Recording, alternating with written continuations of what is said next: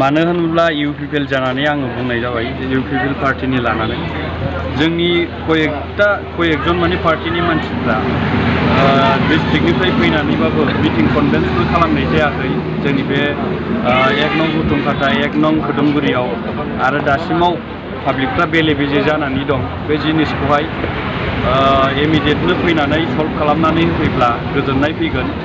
थाखा फैसानि खोथा गैया बाव रां रुफानि खोथा गैया मानसिफोरजों नुजाफैनानै मिटिं कनभेन्स खालामफैबाबो जों गोजोननाय फैगोन आरो बेनोसै आरो आंनि बुंनाया। आरो 1 নম্বৰ কদমগুৰি এই দুইটা গাঁৱত ইপিপিএলৰ যেবিলাক লিডাৰ মানুহ হয়তো বা আমাৰ ষ্টাৰ্টিং কমিটি আৰু হয়তো ব্লক কমিটিৰ এই মানুহবিলাক অহা নাই, এই দায়িত্বগুলা নেওয়া নাই। গতিকে আমাৰ ছাৰক মনোৰঞ্জন ছাৰক মই অনুৰোধ কৰিলোঁ কমসে কম আমার 1 নং হুতুমখাতা আরও 1 নং 2 নং কদমগুৰিত ছাৰে যদি আজিকালির ভিতরে যদি একটা মিটিং দিয়ে এই রাইজে খুব খুশি হয়, এই ভোটগুলো সব পাবো। নাহলে রাইজে কয়ে আছে যে আজিলৈকে আমার ক্যান্ডিডেটক দেখা নাই। তা দয়া করে হলো ছারের অলপ নমস্কার থাকিল, ছার আইব লাগে, দুই একটা পাবলিকক কব লাগে, পাবলিকরা ছারক দেখিবলৈ। प्रेसिडेन्ट आंनि नामा रबिराम बसुमतारी। दा आंनि बे दावलिगुरि प्राइमारिनि सिङावहाय मोनबा पुलिं स्टेसनमोन।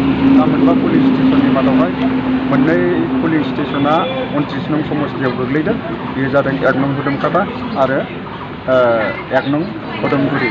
बेनि गेजेरावहाय गोबांथार लगायमोन्देर कास्टनि मानसिफोर दङ, जेरै मुस्लिम, बर', आदिबासि आरो माखासे बिहारि सम्प्रदायनि मानसिफोर थाहैदों दङ।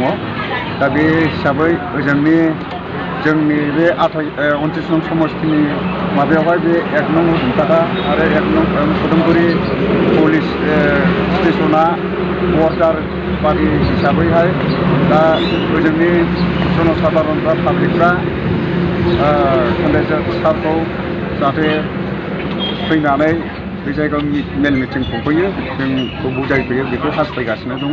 दाखालि खोनानो मोननाय बादियावहाय दाखालि केन्डिडेट सारनि वाइफआ फैदोंमोन होननानै बुंफैदों। दा बेवहाय बे केम्पेइननि सोमोन्दै जेबो पाब्लिकफोरजों रायलायनाय बादिखौ बिथांमोनहा मोनाखै।